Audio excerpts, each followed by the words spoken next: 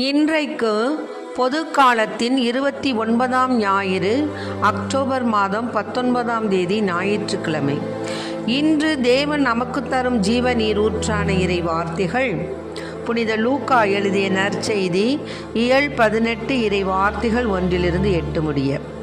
அக்காலத்தில் சீடர்கள் மனம் தளராமல் எப்பொழுதும் இறைவனிடம் அன்றாட வேண்டும் என்பதற்கு இயேசு ஓர் உவமை சொன்னார்.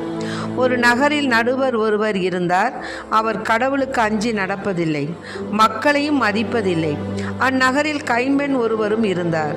அவர் நடுவரிடம் போய், என் எதிரியை தண்டித்து எனக்கு நீதி வழங்கும் என்று கேட்டுக்கொண்டே இருந்தார். நடுவரோ நெடுங்காலமாய் எதுவும் செய்ய விரும்பவில்லை. பின்பு அவர், நான் கடவுளுக்கு அஞ்சுவதில்லை, மக்களையும் மதிப்பதில்லை, என்றாலும் இக்கைம்பெண் எனக்கு தொல்லை கொடுத்து கொண்டிருப்பதால் நான் இவருக்கு நீதி வழங்குவேன், இல்லையானால் இவர் என் உயிரை வாங்கிக் கொண்டே இருப்பார் என்று தமக்குள்ளே சொல்லிக்கொண்டார். பின் ஆண்டவர் அவர்களிடம், நேர்மையற்ற நடுவரே இப்படி சொன்னார் என்றால், தாம் தேர்ந்து கொண்டவர்கள் அல்லும் பகலும் தம்மை நோக்கி கூக்குரலிடும்போது கடவுள் அவர்களுக்கு நீதி வழங்காமல் இருப்பாரா?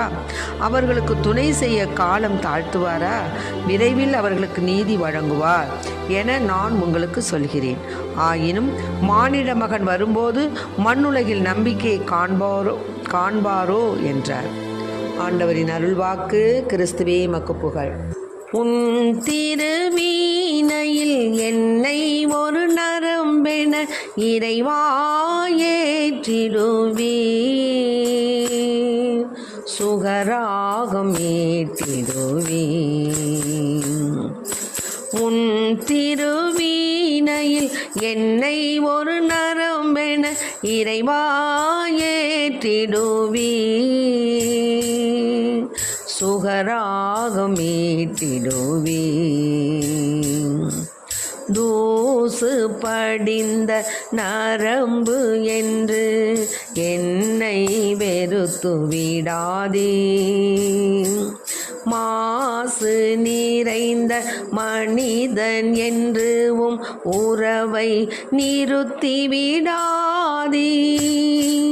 தூசு படிந்த நரம்பு என்று என்னை வெறுத்து விடாதே, மாசு நிறைந்த மனிதன் என்று உறவை நிறுத்தி விடாதே. என் இயேசுவே, என் தெய்வமே, என்னோடு நீ பேச வேண்டும். வார்த்தையில் தினம் நானும் உயிர் வாழ வேண்டும். இறைவா இறைவா இறைவா இறைவா இறைவா இறைவா இறைவா இறைவா, உன் திருவீணையில் என்னை ஒரு நரம்பென இறைவா ஏற்றிடுவே, சுகராகம் மீட்டிடுவே. தீராத சோகத்தில் நான் மூழ்கும் போது சுமைதாங்கி நீதானையா, ஆராத சொல்லால் அடி வாங்கும் போது இடிதாங்கி நீர்தானையா. தீராத சோகத்தில் நான் மூழ்கும் போது சுமைதாங்கி நீதானையா, ஆராத சொல்லால் அடி வாங்கும் போது இடிதாங்கி நீர்தானையா.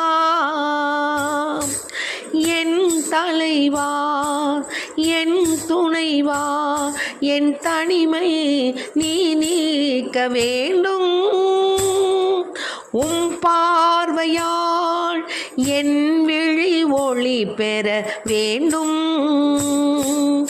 இறைவா இறைவா இறைவா இறைவா இறைவா இறைவா இறைவா இறைவா, உன் திருவீணையில் என்னை ஒரு நரம்பென இறைவா ஏற்றிடுவீ. சுகராகம் மீட்டிடுவே. இன்றைக்கு நம் தேவன் தரும் ஜீவநீர் ஊற்றான இறை வார்த்தைகளை கேட்டோம்.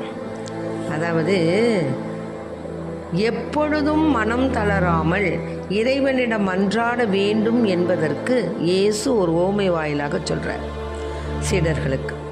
அதாவது ஒருத்தர் ராஜா இருந்தான், ஒரு நடுவர்.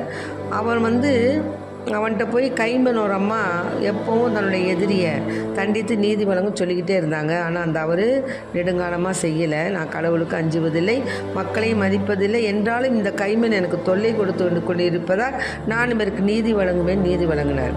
ஆக நேர்மையற்ற நடுவரை இப்படி சொன்னார் என்றால், அல்லும் பகலும் தம்மை நோக்கி கூக்குரலிடும் போது கடவுள் அவர்களுக்கு நீதி வழங்காமல் இருப்பாரா அப்படின்னு தேவன் தன்னுடைய இரக்கத்தையும் தன் மக்கள் மீது அவர் வைத்திருக்கின்ற அந்த ஆழ்ந்த அன்பையும் இங்கே எடுத்து சொல்கிறார்.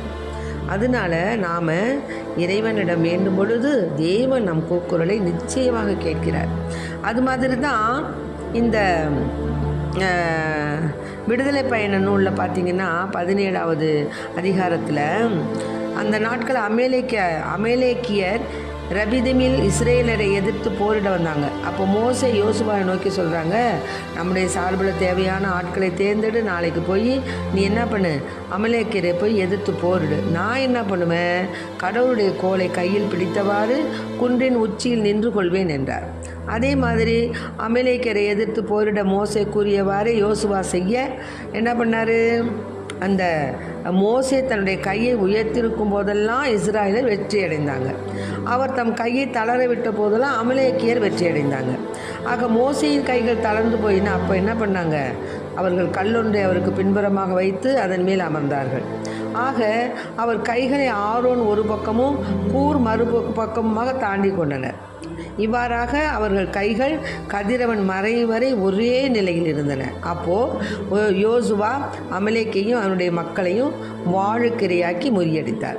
ஆக இதிலிருந்து நமக்கு என்ன தெரியுது, இறைவனை நாம் வேண்டினோம் என்றால் நிச்சயமாக தேவன் நமக்கு உதவி செய்வார். அதனால தான் நாம் இறை வார்த்தையை நம்ம எப்பொழுதுமே கடைபிடித்து ஆண்டவரிடம் நாம் அன்பு கொண்டு அவருடைய அந்த இரக்க பெருக்கத்தை நாம் தேடுவோம் என்றால், அவரை நோக்கி நாம் கூக்குரலிடும்போது நிச்சயமாக தேவன் நம்முடைய குறைகளை தீர்ப்பார், நம் வறுமையை போக்குவார், நம் குடும்பத்தில் உள்ள எல்லா விதமான இக்கட்டுகளையும் நீக்கி நம் குடும்பத்திற்கு சமாதானத்தையும் சந்தோஷத்தையும் தந்து எந்நாளும் நம்மை காக்கும் தெய்வமாக இருப்பார். ஆகவே இறைவனை நாம் எந்நேரமும் அல்லும் பகலும் அவரை நோக்கி நாம் கூக்குரலிட்டு அதன் மூலமாக தேவனுடைய நீதியை நாம் பெற்றுக்கொள்ள இறைவனிடம் வரம் கேட்போம். ஆமென். Praise the lord. மரியே வாழ்க.